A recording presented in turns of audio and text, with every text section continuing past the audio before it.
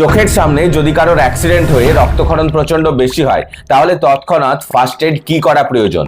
Maximum জন এটাকে ভুলভাবে manage করেন, যার কারণে অতিরিক্ত রক্তক্ষরণ হয়ে শক, অর্গান ফেলিওর, এছাড়া মৃত্যু পর্যন্ত হয়। এক্ষেত্রে সবার প্রথমে এমার্জেন্সি নম্বর বা অ্যাম্বুলেন্সে কল করুন, তারপরে ফার্স্ট এড শুরু করে দিন। সবার প্রথমে যেখান থেকে রক্তক্ষরণ হচ্ছে সেই জায়গাটাকে মোটেও না নাড়িয়ে ওর উপরে কোনো পরিষ্কার কাপড় দিয়ে 10 থেকে 15 মিনিট চেপে ধরুন, যাতে ক্লট ফর্মেশন হয়ে রক্তক্ষরণটা বন্ধ হয়ে যায়। যদি রক্তক্ষরণ হাত অথবা পা থেকে হয় আর ফ্র্যাকচার বোঝা না যায়, তাহলে সেটাকে হার্টের লেভেলের ওপরে ওঠান।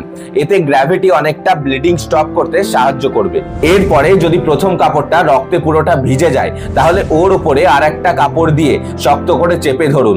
প্রথম কাপড়টা সরাবেন না, সরালে যেটা ক্লট ফর্মেশন হয়েছিল সেটা ভেঙে গিয়ে আবার রক্তক্ষরণ শুরু হয়ে যাবে।